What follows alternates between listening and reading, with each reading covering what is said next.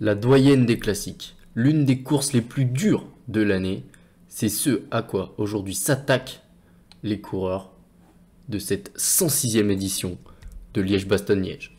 Bonjour à toutes et bonjour à tous, on se retrouve aujourd'hui avec des attaques, on l'espère, un beau final et un beau vainqueur. Aujourd'hui, c'est ce qu'on espère du côté de la Belgique, de Liège-Bastogne-Liège, et tout de suite une attaque de Van Hoek avec Gino Madère et Nicolas Conchi dans la roue. Ils sont trois à l'avant et on voit qu'à l'avant du peloton, on fait pas semblant. Là on attaque tout de suite et ça va se faire directement à la cuisse. Hein. On voit avec cette première côte que vont attaquer les coureurs un groupe de 13. À l'avant c'est formé et Antoine Toulouk, ça lui plaît pas trop. Lui, le coéquipier de Primož Roglič, qui va essayer, qui vient de rentrer sur le petit groupe de 3, enfin de 2 qui était parti en poursuite. Donc on va essayer d'avoir une vue un peu meilleure. 40 secondes, est-ce qu'à l'avant du peloton? Non, à l'avant du peloton on se relève.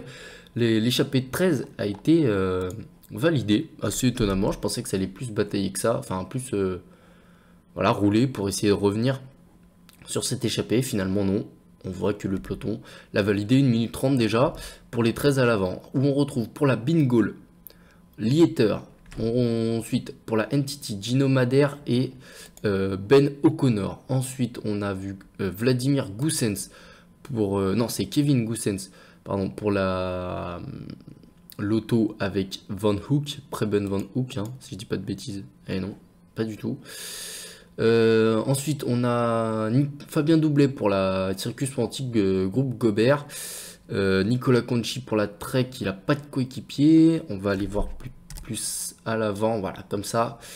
Goussens on l'a dit. Carlos Verona pour la Movistar qui est accompagné d'un coéquipier, c'est Carretero, tout simplement, le grimpeur espagnol, accompagné par un puncher espagnol, Carlos Verona.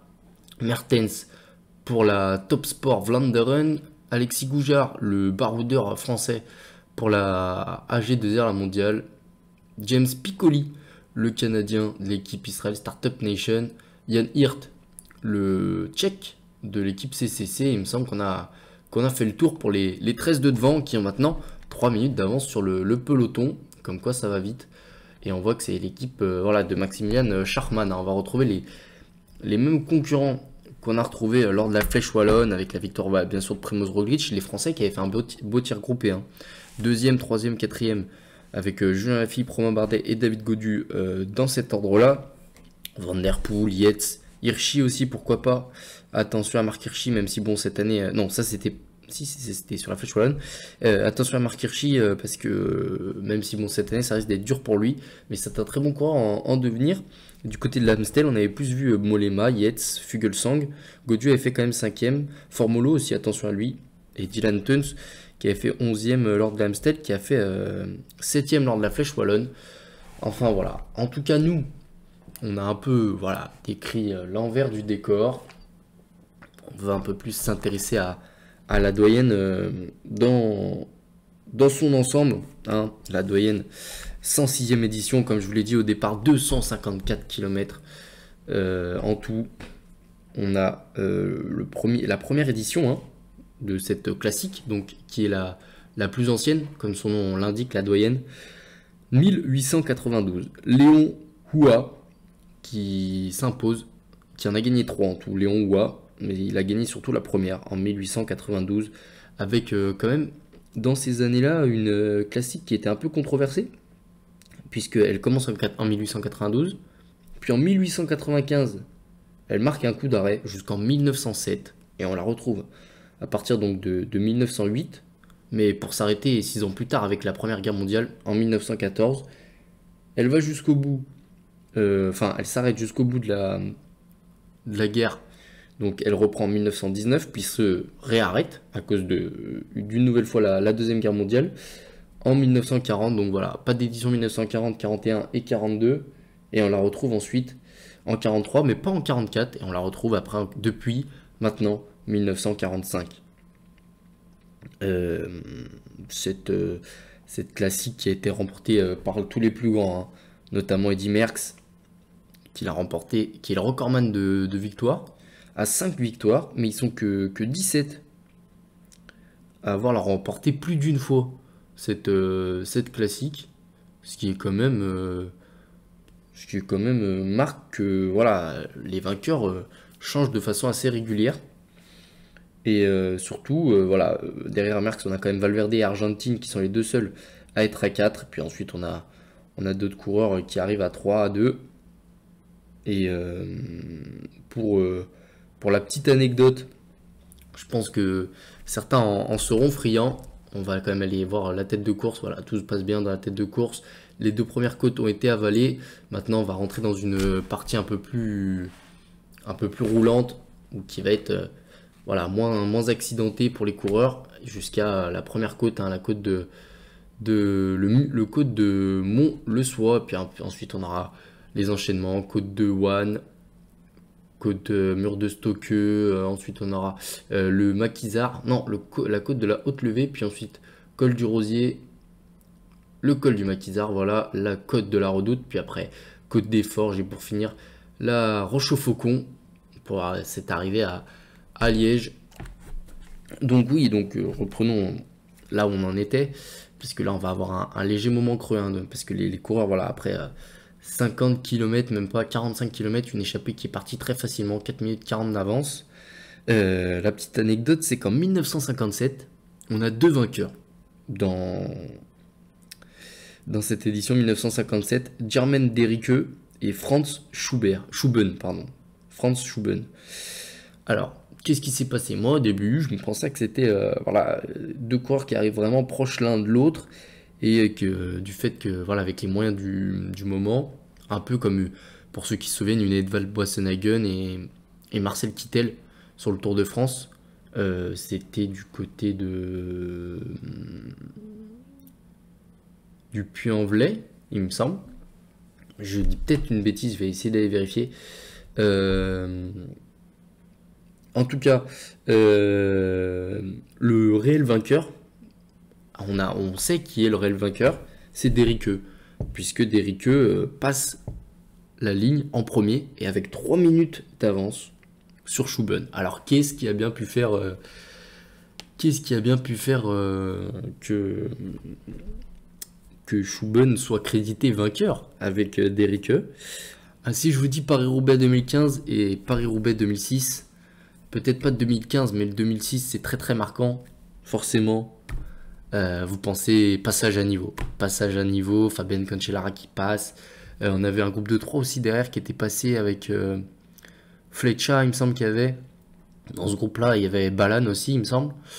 Là, c'est de tête, hein, de souvenirs. Et ce qui se passe, c'est que... et donc, le groupe Bonnen qui est, lui, ralenti par le passage à niveau. Et donc, forcément... ils perdent du temps, mais enfin bon, il réussira à rentrer, Bonnen fera 2 pour l'histoire. En tout cas, là où je veux en venir, c'est que Derricke a passé un passage à niveau alors qu'il était fermé, ce qui était formellement interdit à l'époque. Et donc, ce qui s'est passé, c'est que il a été tout simplement... Schuben a été déclaré vainqueur. Mais je pense qu'on n'a pas voulu enlever le mérite à Derricke, qui avait quand même 3 minutes d'avance, qui n'était pas rien. Et donc, du coup, on les a mis ex aequo. Et donc, dans cette édition 1957, on a deux vainqueurs, Jermaine Derricke et Franz Schuben. Voilà, je trouve quand même cette anecdote importante à faire partager, parce que je l'avais jamais entendu personnellement. Et donc, voilà, je trouve ça quand même beau, cette anecdote, voilà. Comme ça. Et nous, côté français alors, qu'est-ce qui se passe? cette année, on a des réelles chances de victoire. Hein. J'avais commencé à le dire. Avec Julien Alaphilippe, on va aller le voir. Julien Alaphilippe qui court pour l'instant dans les premières positions. C'est lui, cette année, la chance de victoire française. Mais on a aussi David Gaudu et Romain Bardet. On a vu qu'ils marchaient très très bien cette semaine, donc pourquoi pas. Mais bon, l'énorme favori du jour, c'est quand même lui, Julien Alaphilippe. Et même si c'est la Alpecin Phoenix qui prend les rênes du peloton pour Mathieu Van Der Poel. Mathieu Van Der Poel qui va tout faire pour arriver au sprint. Lui qui est le plus rapide. Il faudra le lâcher, Mathieu Van Der Poel. On a les coéquipiers de Primoz Roglic, Maximilian Schachmann, David Gaudu aussi qui sont en tête de course. On voit aussi les coéquipiers de David Formolo. Et là, donc Alaphilippe très, très bien placé. Donc oui, j'en étais où? J'en étais à nous, côté français. Où est-ce qu'on en est côté français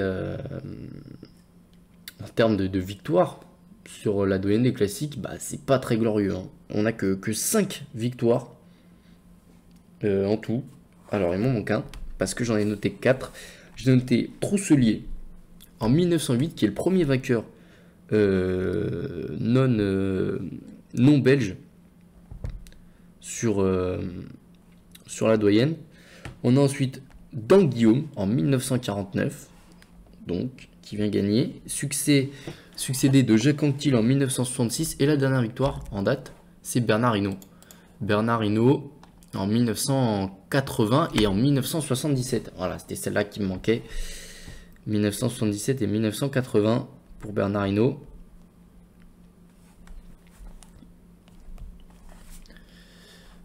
Et on a eu Laurent Jalabert, deuxième en 97, en 98. Jean-Claude Leclerc aussi en 90. Philippot en 89. Voilà, tout ça c'est des deuxièmes places. Hein. Thévenet aussi qui a fait deuxième en 75, etc. Souvent placés les Français. Ces dernières années, bon, on a eu Julien Alaphilippe qui a fait deuxième en 2015. En 2018, on a eu troisième Romain Bardet et quatrième d'ailleurs Alaphilippe. Et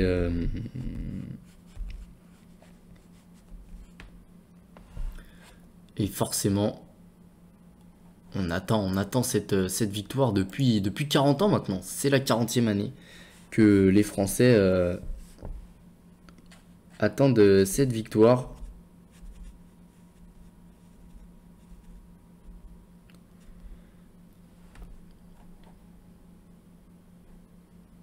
Et c'est peut-être pour cette année, en tout cas on l'espère. Donc voilà, revenons un peu à la course, puisque bon, il y a quand même une belle quarantaine de kilomètres, c'est même 50 presque, qui sont écoulés depuis que je parle, depuis que voilà, je vous raconte ces petites anecdotes, ces petits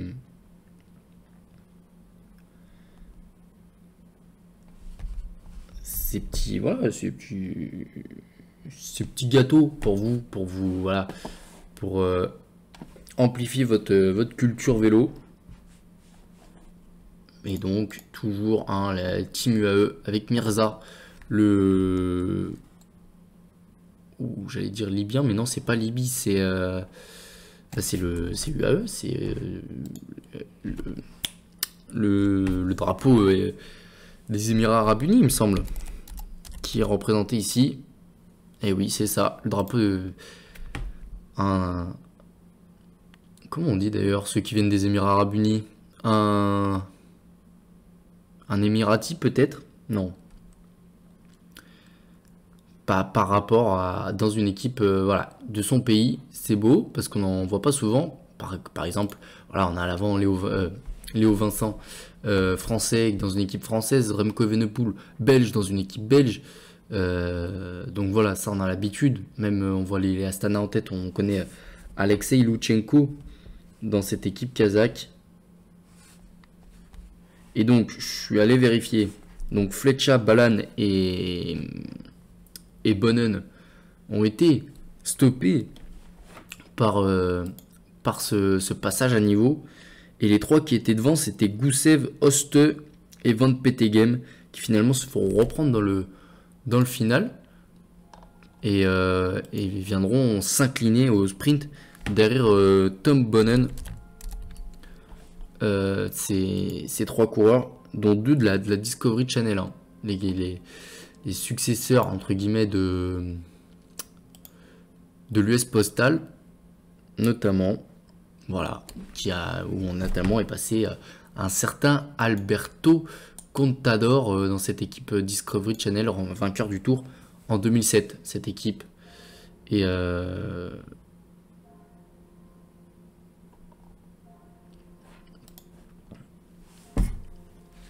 avec de nombreux grands coureurs comme Georgine Capi notamment qui avait rejoint cette équipe-là. Qui était dans cette équipe-là, parce qu'il était aussi du côté de l'US Postal. Allez, 150 km de l'arrivée maintenant. On n'a pas fait la moitié, on a fait 100 km hein, pour les coureurs. Et on n'a fait encore aucune, j'ai envie de dire, difficulté. C'est triste à dire, mais c'est comme ça. 3 minutes, le peloton se rapproche. On leur a pas laissé plus de 5 minutes. Et au 13e de tête, mais 13 ça peut se disloquer et refaire une échappée un peu plus importante avec des hommes un peu plus frais. Pourquoi pas, pourquoi pas. Du côté de Liège, même si là on va arriver bientôt vers Bastogne et vers le mur Saint-Roch. Première difficulté de la journée à 14 km, mur Saint-Roch qui est très dur. Hein. C'est très court mais c'est très pentu. Vous voyez, 800 mètres à 11% de moyenne. Là on doit être dans la courbe. Voilà, Liège. Et là où on est, nous, voilà. On commence le retour. On commence le retour vers Liège. On voit que les arrivées sont quand même très proches l'une de l'autre. Enfin, l'arrivée et le départ, bien sûr.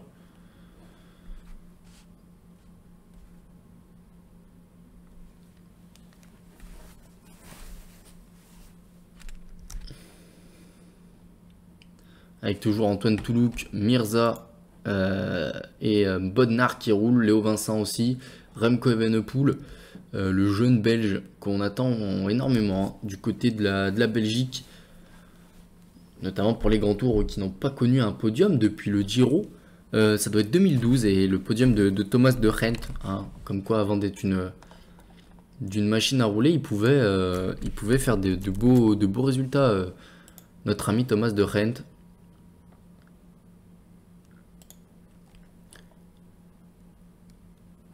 C'était ça en 2012 derrière Ryder Ejda et Joaquim Rodriguez Porrito.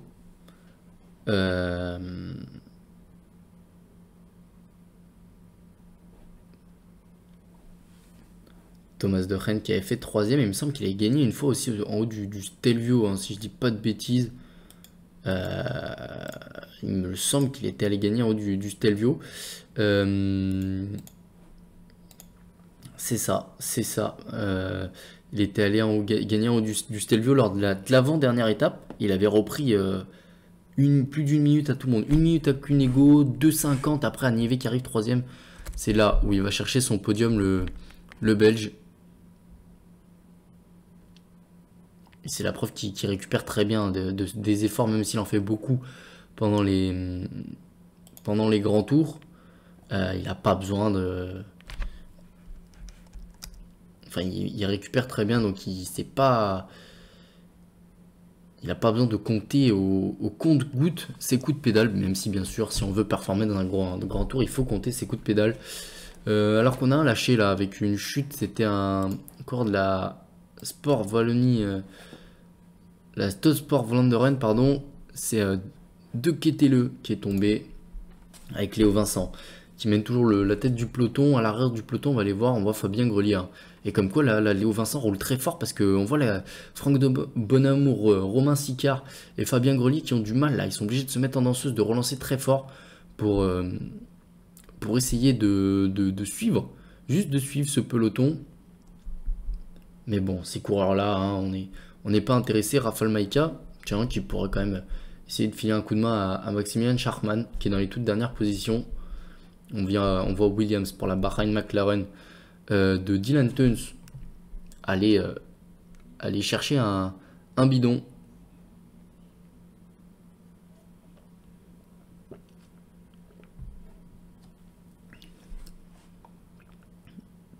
Et de Ketele qui n'arrive pas à revenir. C'est assez étonnant. On l'attend pas hein, dans le peloton non plus. Hein. On voit quand même qu'à l'avant, ça roule fort pour Remco Evenepoel. 3 minutes, écart stabilisé avec les échappées de Ketele qui lui s'emploie hein, pour essayer de revenir avec Lennart Kemna aussi. Lui qu'on a vu très à l'aise l'an dernier sur le Prades Albis et qui est de bon augure hein, pour la suite de sa carrière.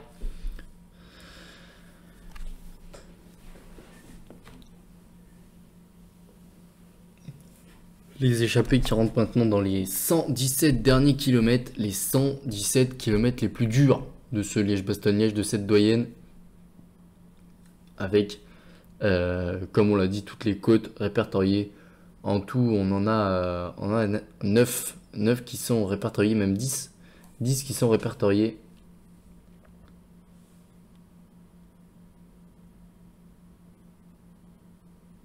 En comptant le mur qu'on a passé tout à l'heure, le mur Saint-Roch, le mur Saint-Roch, qui fait un Saint. Et donc on a les 9 dernières côtes, même si elles sont pas toutes répertoriées, parce que le faux plat après la Roche au Faucon, il est quand même dur. On a après aussi la côte de la Redoute, une légère remontée, tout comme après le col du Maquisard. On a des légères remontées, on les voit ici. Et c'est loin d'être simple. Mais on va bientôt arriver dans cette première côte qui est la côte de Mont-le-Soie, qui sera enchaînée par la côte de Wanne. Alors moi je dirais plutôt la côte de Vannes, mais je sais pas, peut-être qu'on est... Ah, je sais pas si Bastogne c'est dans les Flandres ou si ça reste en Wallonie. Parce qu'à mon avis ça peut changer quelque chose.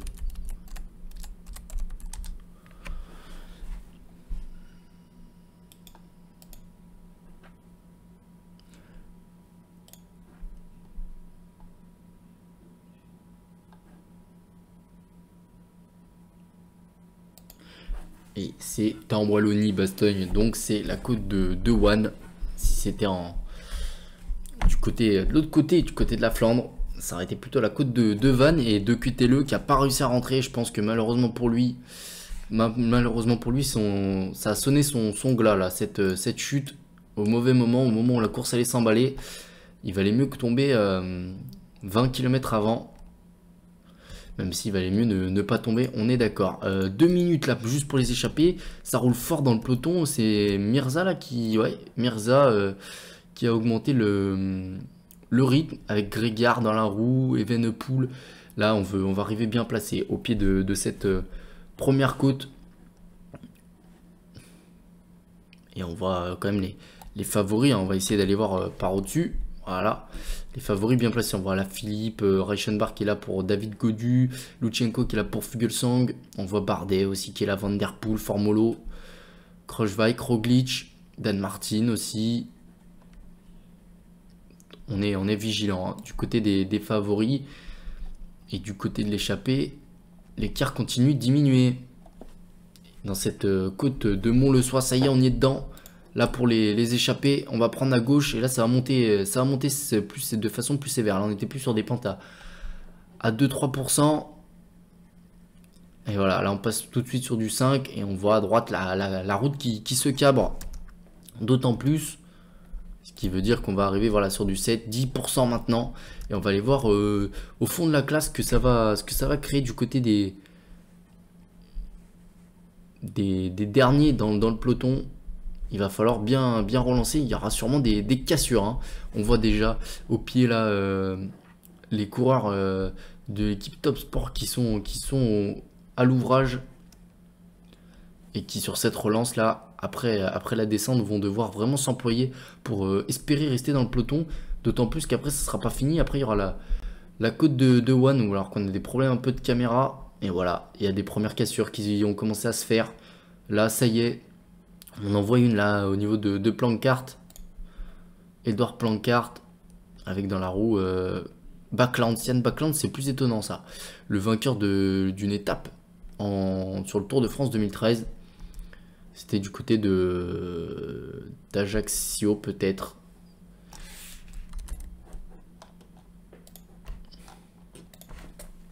Et du côté des hommes de tête, on a déjà attaqué la côte de One. Ça y est, maintenant on va plus débrancher. Ça y est, on est rentré. Enfin, j'ai envie de dire, dans la course à 84 km de l'arrivée. Nicolas Conchi qui emmène très fort le peloton, le groupe de tête, pardon. Et c'est Léo Vincent qui emmène très fort le peloton. C'était du côté d'Ajaccio, c'est ça. La victoire de Yann Backlands qui a été lâché dans un premier temps. Et qui là va tenter qui a recollé, mais ça va être... ouais, on voit Mirza, le champion émirati. Ça y est, c'est fini pour Mirza.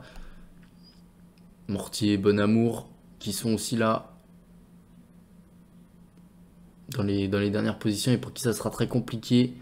On va aller voir l'avant de la course, une minute seulement à 80 km de l'arrivée pour les hommes de tête. C'est très peu, c'est trop peu pour espérer aller au bout. Surtout qu'on va attaquer le mur de Stoke. Et là à droite, Fabien Doubet. Et ça y est, Et là il faut peut-être penser à créer un contre dans le groupe de tête. Essayer de s'isoler en temps avec les hommes forts. Et Ravazzi dans le peloton qui va lui mettre un énorme tempo. Et on voit l'arrière du peloton là. Quand on est là, c'est fini. Reichenbach, c'est étonnant qu'il soit là, Reichenbach. Et Fabien Doubet qui à l'avant a fait tout le mur de Stocker en tête. Qui va aller plonger maintenant vers la haute levée. Voilà, ça y est, à droite, et il va aller sur la haute levée. Et là, on voit quand même que déjà dans le groupe de tête, c'est très étiré. Alors, j'imagine même pas dans le peloton. On avait vraiment des problèmes avec notre moto numéro 3. Et on a un groupe de 20 là qui s'est extirpé. Allez, un groupe d'une cinquantaine d'hommes maintenant. Ça va se reformer petit à petit dans la haute levée. Est-ce qu'on va avoir des attaques? Non. Mais là, les hommes de tête, il faut tenter de sortir, tenter de créer autre chose. Là, ça peut pas marcher. 50 hommes à l'avant, ça y est, on a plus que les 50 meilleurs de ce Liège-Bastogne-Liège et Warren Barguil notamment, qui est dans les toutes dernières positions, qui s'accroche avec Bauke Mollema. On le voit, le deuxième de l'Amstel Gold Race, Bauke Mollema. C'est étonnant de le voir à cet endroit-là de la course. Et à l'avant, c'est Oscar Rodriguez pour Jacob Fuglsang qui met un énorme tempo. Est-ce qu'on n'aurait pas Mathieu Van Der Poel lâché? Parce qu'on voit l'Alpecin Phoenix rouler. Mathieu Van Der Poel, non, il est bien devant Mathieu Van Der Poel. Je voyais Janssen rouler, je me disais peut-être que Van Der Poel était dans ce groupe-là. Non, on a éliminé des coureurs comme Daryl Impey, comme Sepkus, Rudy Mollard. Rudy Mollard, c'est plus étonnant. Rudy Mollard, on pensait un peu capable de tenir. Finalement, il est déjà éliminé. La faute à un mauvais placement.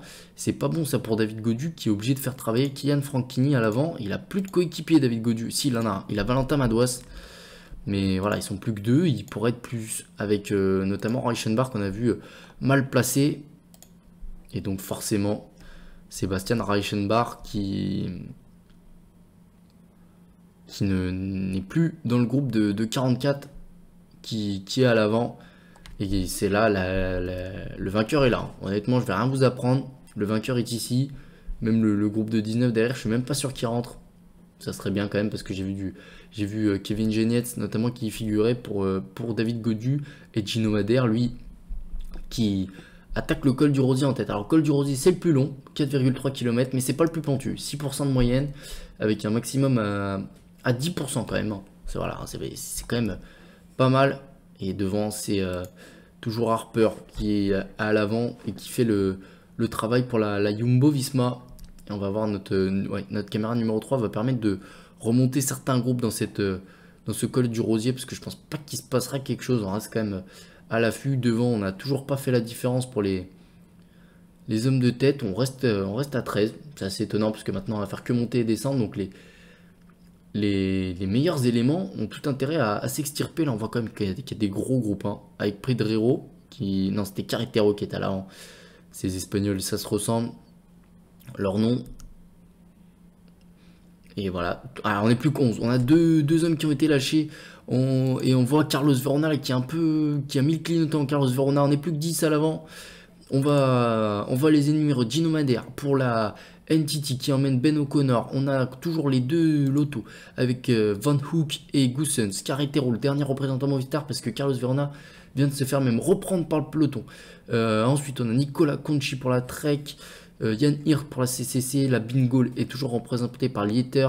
Et nos deux Français, Alexis Goujard et Fabien Doubet, pour la Wanty et la AG2R qui sont dans les deux dernières positions. Et devant, c'est toujours gros travail de la Astana avec Gorka Izagirre. Il doit être fort, notre ami Jakob Fuglsang.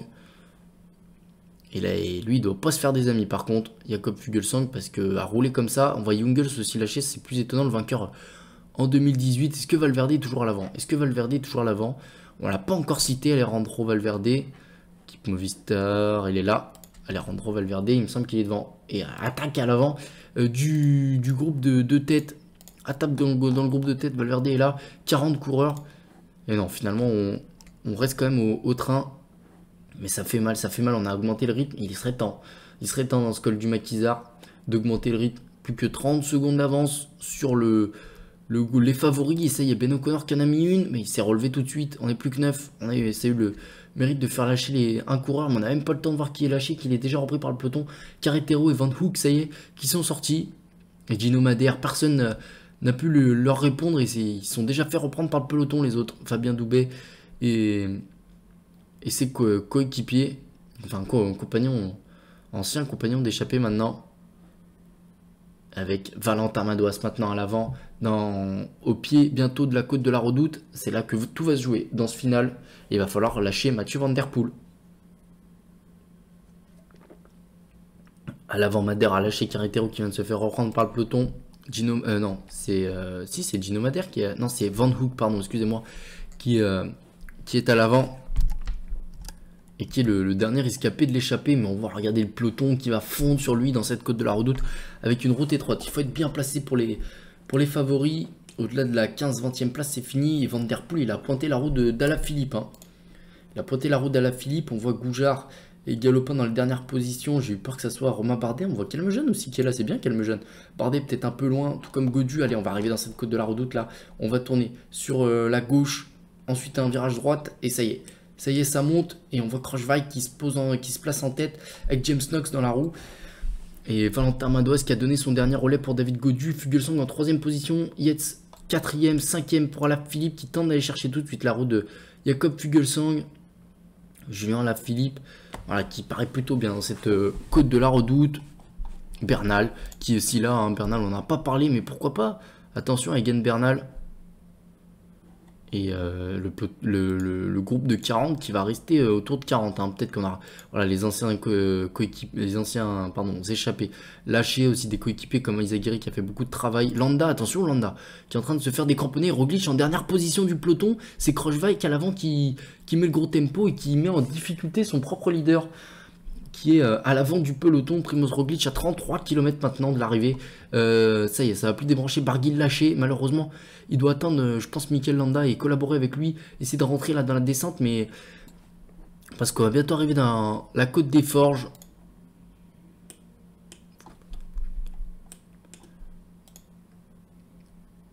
Tony Galopin maintenant qui prend le relais.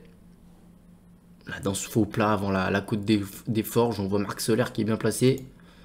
David Gaudu, Romain Bardet, Primoz Roglic, Fuglsang, Matthews aussi. Matthews qui est toujours là. Attention. Attention à Michael Matthews. Et où est Julien Alaphilippe? Julien Alaphilippe est là dans la roue de Michael Matthews.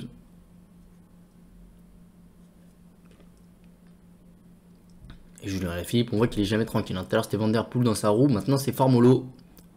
Wout Poels, toujours à l'avant. Côte des Forges, on va prendre à droite. Et on va prendre la côte des Forges. Non, on va prendre à gauche, excusez-moi. Et ça monte tout de suite. Il faut être tout de suite bien placé parce que là, s'il y a des attaques à l'avant, ça peut être dangereux. Nibali aussi.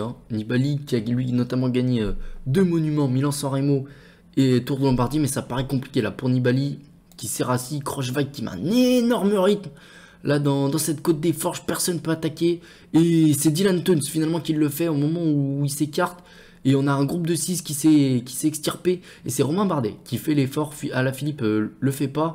Et attention, parce qu'on a un groupe de 5 maintenant. Dylan Teuns est tout seul. Wout Poels s'est écarté. On a David Gaudu, Adam Yates et Jakob Fuglsang ainsi que Dylan Teuns qui sont en tête 14 secondes d'avance sur les hommes de derrière. Et c'est Galopin qui tente de faire l'effort, mais il est moins fort. Tony Galopin que les 5 de devant. Il perd du temps. 19 secondes. Est-ce que Alaphilippe va prendre ses responsabilités et y aller dans cette descente? Lui, l'un des meilleurs descendeurs du peloton. Marc Hirschi qui a pris le relais à l'avant. Et Alaphilippe, lui, qui a pris le relais à l'arrière. On arrive, ça y est, dans cette côte de la Roche au Faucon. Il faut rentrer 20 secondes d'avance. C'est une très belle avance là. Pour ce groupe-là. Et c'est Adamietz qui en pose tout de suite, qui en place tout de suite une. Fuglsang peut pas suivre. Jakob Fuglsang qui peut pas suivre l'attaque d'Adamietz. C'est David Gaudu, Marc Hirschi et Dylan Teuns qui y vont. Derrière, c'est Michael Matthews qui décide de faire l'effort. Mais alors que c'est bizarre parce qu'il y a Marc Hirschi à l'avant. Assez étonnant. Et David Deformolo, je pense que la victoire, elle est pour les 4 de devant là. Entre Yates, Hirschi, Gaudu et Dylan Teuns. Pour Gaudu et Yates, il faut lâcher Marc Hirschi. Hein. C'est le plus rapide au sprint. Fuglsang qui a réussi à faire la jonction avec l'avant du groupe. Et derrière, c'est Formolo qui roule. Alaphilippe qui prend pas vraiment ses responsabilités. Lui, on l'attendait en super favori. Et devant, c'est Hirschi qui retourne. Et par contre, là, tout le monde peut suivre. Ah non, personne peut suivre Hirschi. Et si finalement, les 5 restent groupés. Et Alaphilippe qui a toujours pas produit son effort. Hein. On l'a toujours pas vu. Alaphilippe, il doit pas être dans une bonne journée. Sous l'arche des 10 km maintenant. David Gaudu qui prend le relais à l'avant et qui va aller collaborer avec tout le monde. Dylan Teuns qui ne passe plus les relais, lui. Le Belge. Une minute, c'est fini. C'est fini pour ce groupe-là de 11 avec Formolo, Scharmann, Alaphilippe, Van Der Poel, Mollema, Bardet, Matthews, Valverde, Roglic, Dan Martin, Bernal. On aura donc 3 vainqueurs différents. Alors que Hirschi, qui en remet une à l'avant, il a peut-être pas confiance en lui au sprint et il a raison parce qu'il lâche. Hein. Il est en train de lâcher Fuglsang qui revient au fur et à mesure. Mais Fuglsang au sprint, c'est lui le moins rapide. Hein. 5 km maintenant, on arrive dans la descente de cette côte de la Roche au Faucon et on va arriver dans le sprint, 4 km. Le sprint qui est fait de beaucoup de courbes. Hein. C'est pas des réels virages, c'est des courbes. Dans Liège maintenant, on va suivre, nous, avec attention David Gaudu et c'est Yates qui lance de très très loin, de trop loin. Fuglsang qui n'a pas pu prendre la roue. Attention Yates qui a créé un petit écart. Il faut prendre la roue d'Hirschi pour David Gaudu, même si Dylan Teuns là qui décide de lancer. Plein centre de la route, Dylan Teuns, David Gaudu sur la droite, Dylan Teuns, David Gaudu, Dylan Teuns, et il y a Marc Hirschi même à gauche, c'est victoire de Dylan Teuns. On l'avait cité parmi les outsiders et finalement il vient s'imposer devant Marc Hirschi, David Gaudu. Jakob Fuglsang, le vainqueur de l'an dernier, fait 4ème. Il n'a pas réussi à s'isoler finalement dans la côte de la Roche au Faucon. Et Adamietz 5ème, lui qui a lancé de trop loin. Michael Matthews, Van Der Poel, Julien Alaphilippe, David Deformolo et Maximilian Schachmann viennent compléter le top 10.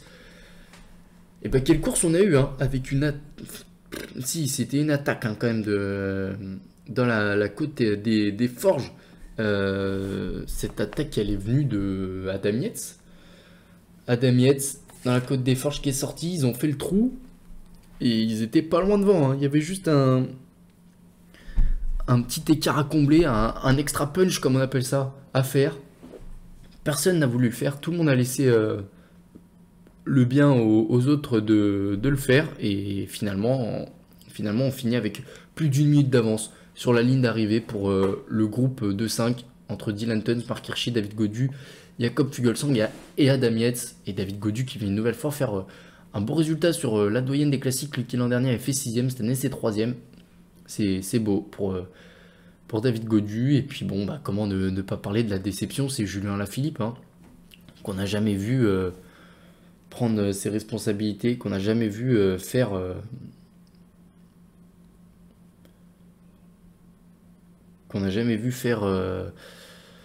voilà, l'effort pour essayer, pour tenter de revenir sur ce groupe de devant. Et donc aujourd'hui c'était pas lui le plus fort hein, alors que sur les deux dernières courses, les 2 dernières Ardennaises, c'était lui le plus fort. On le voyait même faire le triplé et finalement il en a gagné qu'une sur les 3, une des 3 qui lui manquait. Maintenant il lui manque plus que Liège-Bastogne-Liège. On espère que ça sera pour l'année prochaine pour lui. Julien Alaphilippe.